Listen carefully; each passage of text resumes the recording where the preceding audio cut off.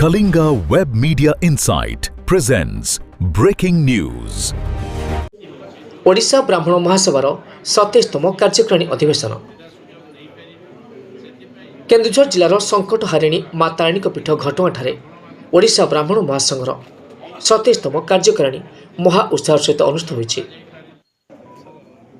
समस्त ब्राह्मण देवता माने मां तारिणी पीठ परिसर थिबा घटकेश्वर महादेव मंदिर वेदध्वनि गान करी वैदिक शोभायात्रा पंडित दिलीप प्रहराज नेतृत्व में बाहरी अधिवेशन स्थल पहुंची। केन्दुझर जिलार उपसभापति श्री रंजन कुमार पाढ़ी, मदन मोहन मिश्र, विभूतिभूषण दास, शरद चंद्र मिश्र, जगदानंद त्रिपाठी प्रमुख ब्राह्मण देवता मानक पाछोट नेथिले। परे परे वेद मंत्र पूर्वक प्रदीप प्रज्वलन सहित सभाकार्य आरंभ होता। केन्दुझर ब्राह्मण महासभार अनुकूल ओडिशा ब्राह्मण महासंघर अनुष्ठित कार्यक्रम में मां तारिणी पीठ में ब्राह्मण जाति को संगठित एवं संस्कृत करने 1950 मसीह सरकार आणुथिबा ब्राह्मण विरोधी आईन एवं नियम को अधिवेशन में कड़ा विरोध कराइथिला। राज्य सभापति डॉक्टर सदानंद दीक्षित अध्यक्षतार अनुष्ठित यह अधिवेशन में मुख्य थिबाबे अखिल भारतीय ब्राह्मण फेडरेशन अध्यक्ष डॉक्टर विपिन भेर मिश्र जोगदे अन्य राज्य भली ओडिशा रे सरकार ब्राह्मण कल्याण निगम प्रतिष्ठा करने को दृढ़ दावी करथिले। केन्दुझर घटगाँरू लक्ष्मीकांत त्रिपाठी की रिपोर्ट, ओटीएन टीवी। ओडिशा ब्राह्मण महासंघ द्वारा विभिन्न ब्राह्मण चेष्टा चली शीघ्र कर समग्र भारत ब्राह्मण मैंने पुरी जो जगन्नाथ पाखे आसी ठीक भाव में से रहीपर से सुविधार बंदोबस्त कर तेणु ओडिशा ब्राह्मण महासंघ और समस्त ब्राह्मण परिवार ओडिशा रे योगदान कर उल्लेखनीय पदक्षेप।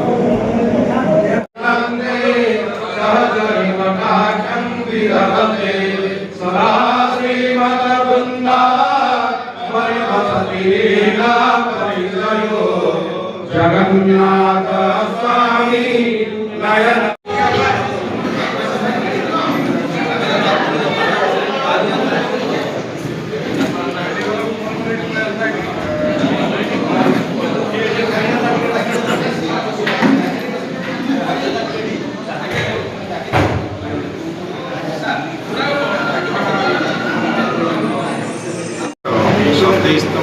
राज्यस्तरीय बैठक होता जो प्राय प्रत्येक जिलूर ब्राह्मण मैंने आसी जोग देते जो आम शांति वार्ता विश्व के शांति हम से गोटे घटगाँ मंदिर पर्यटक गोटे रैली होता।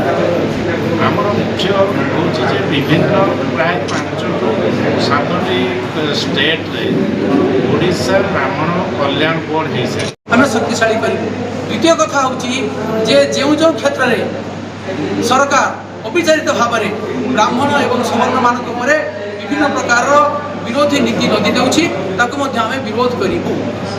ये हूँ आज यही ब्राह्मण महासंघर आमर जो राज्य कार्यकारिणी निष्पत्ति एवं बड़ सौभाग्यर कथा आम सहित ओडिशा ब्राह्मण महासंघर कार्यक्रम सहित अखिल भारतीय ब्राह्मण महासंघर सभापति डॉक्टर विपिन भाई मिश्र उपस्थित अच्छा आमर जो विभिन्न योजना रही से योजनार प्रमुख कर्मकर्ता मैंने अच्छा राज्य भारतवर्ष को भारत भाव में प्रतिष्ठा करार अच्छी निश्चित भाव में ब्राह्मण मानकर शक्ति, ब्राह्मण मानकर जो विद्वत्ता, ब्राह्मण मानकर जो मौलिक आचरण एवं ब्राह्मण मानकर जो वैदिक उच्चारण आवश्यकता अत्यंत गुरुत्वपूर्ण ये देश जदि भारत को इंडिया करने चाहते आपण मैंने ताले हुए तो ये जो मौलिक संस्कृति एवं तार विचार एवं वैदिक सभ्यता तार आवश्यकता नहीं।